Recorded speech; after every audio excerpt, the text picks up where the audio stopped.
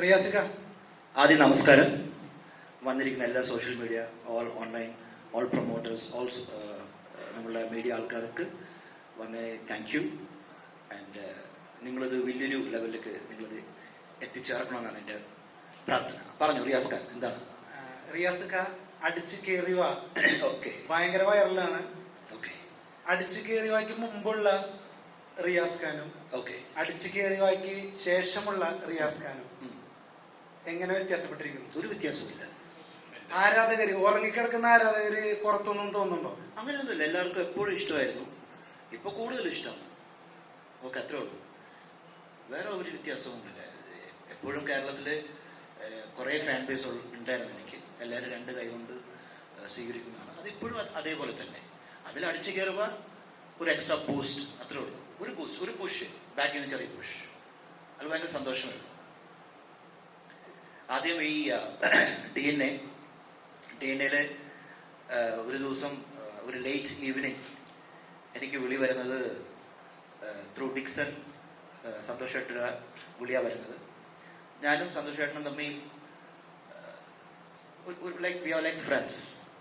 നമ്മൾ കുറേ കാര്യങ്ങൾ ഞങ്ങൾ ഷെയർ ചെയ്യുന്നതാണ്. അങ്ങനെ സന്തോഷ് ഏട്ടൻ വിളിച്ചു. സന്തോഷ് ഏട്ടൻ ഒരു കാര്യമുണ്ട്, എല്ലാം ഫുള്ളായിട്ട് പറയില്ല, ഒരു സസ്പെൻസിൽ കൊണ്ട് നിർത്തും.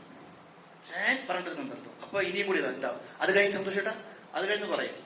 അപ്പൊ അത് കഴിഞ്ഞിട്ട് പറയാ ഇപ്പൊ ഇത്രേ ഉള്ളൂ എന്ന് പറയും. ഭയങ്കര സസ്പെൻസ് ആണ് എല്ലാത്തിലും. അപ്പോ പിന്നെ ഞാൻ ചോദിക്കുന്നത്, സാർ ഇങ്ങനെയാണ് തുടങ്ങിയത്. എനിക്ക് ബെൻസി പ്രൊഡക്ഷൻസ് ആണോ സാറാണോ ഡയറക്ഷൻ ചെയ്യുന്നത് എനിക്കൊന്നും അറിയില്ല. ദെൻ സാറിന്റെ പേര് പറയുന്നു. സാറിന് ഞാൻ വലിയ ഫാനാണ്. ഞാൻ ഫ്രം ദ ബിഗിനിങ് വലിയ ഫാനാണ്. സോ ഒരു ആക്ടറിന് സാറിൻ്റെ കൂടെ വർക്ക് ചെയ്യാൻ പറ്റിയത് വളരെ ഒരു ഭാഗ്യമാണ്. ഐ എം സോ ഹാപ്പി സാറിനോട് വർക്ക് ചെയ്യുന്നത്.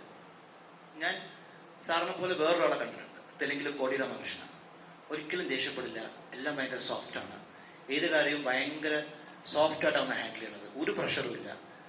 അത് കഴിഞ്ഞ് ഞാൻ സാറെ കാണുന്നത്, ഒരു പ്രഷറില്ല, ഒന്നുമില്ല. എല്ലാവരോടും വളരെ സോഫ്റ്റ്, ഭയങ്കര കംഫർട്ടബിളാണ് ആർട്ടിസ്റ്റ്.